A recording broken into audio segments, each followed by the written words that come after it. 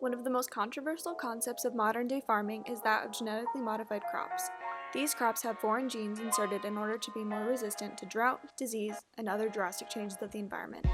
The source of this controversy can be pointed towards ethics. As the topic is addressed, it is important to consider the risks and benefit, the known information, and other options available, as well as the moral principles that guide potential solutions. As one gathers this information, it is important to distinguish whether this is based on facts or opinions.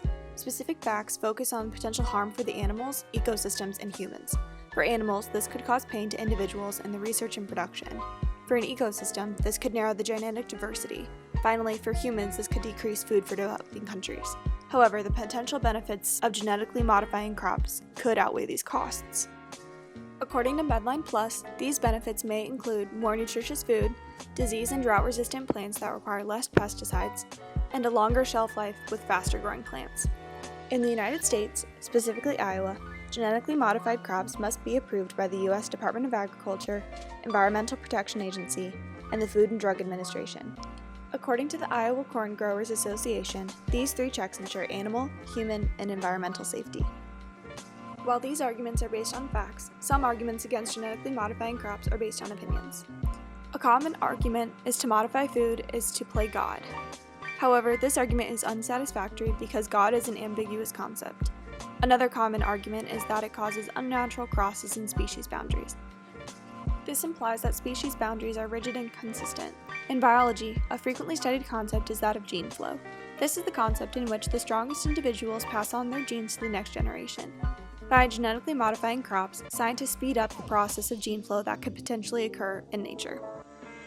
With this information in mind, one must decide for themselves if they support genetically modified crops or not.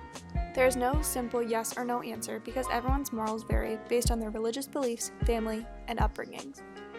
A decision-making process can help consider all pros and cons. First, it is important to consider the risks and benefits along with who is involved and the various solutions that are available.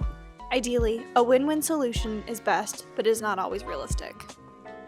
When choosing a solution, it can be beneficial to choose an ethical principle to guide. This could include the utilitarian theory, where one aims to maximize benefits while reducing harmful consequences, or the virtue theory, where one acts as a just person would act. This can also help find moral closure.